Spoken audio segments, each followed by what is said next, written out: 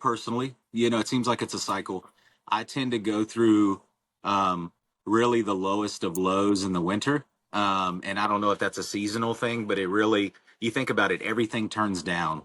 And then you're coming into a new year and you're like, okay, what's the new year going to look like? Well, I have no idea, so you have no, it's almost like you're totally, I don't know, it's just that space. And that's the winter is all the time where I go through that. And the good thing is I'm reminded the people that are close to me, like my wife and a few buddies of mine, they remind me, they're like, hey, we've seen this story before. Like we've seen how God has taken you through this season.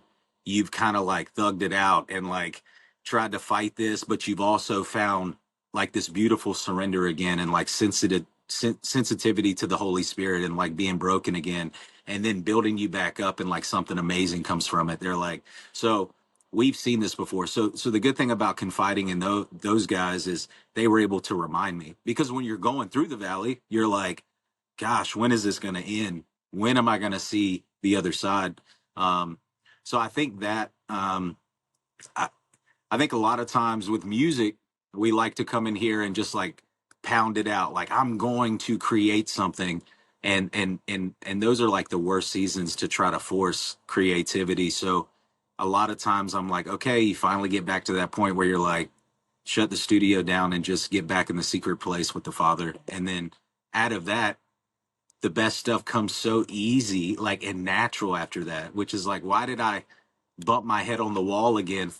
I've done this the last how many years and I haven't learned my lesson yet. And it's like a replaying thing. But the good thing about going through the valley is that it doesn't last forever. And you know that there's a purpose in it and you're going to come out of it. It's just you don't know when. So I think in those seasons, instead of trying to break down the walls, you really need to prepare. Like you need to take those, don't waste those seasons because they're crucial. Take those times to prepare and spend time with the Lord. So, yeah. That's awesome. And why do you think that is? Because I find myself going through similar seasons where I have to write for work, and then I have to Yeah. write the stories for the songs that come out, and I try to do it all myself, and it takes me hours and hours and hours. Where I'm like, no, wait a second, let me pray, and then it just comes out in 20 minutes Yeah. and it's done. And I'm like, Yeah. why do you think? Why do you think we do that? No, it happens every time. It's like, because I think, I mean, it's fundamental, right? I think it's the foundation of being a Christian. We're not supposed to do things on our own.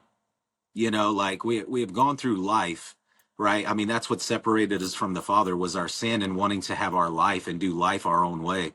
And he's saying, hey, in order to be reconciled through, is through Jesus Christ, but we're doing life together. And when you start to separate yourself and say, I got this, it's going to be difficult, right? Because now you're in relationship with the Father, like you're one, and it's hard to, I think that's why it's so difficult, because when you get back in sync, with him, right, it just seems to fit. It's easier when you wake up earlier, or you take that time and you get in the word and you spend more time in prayer.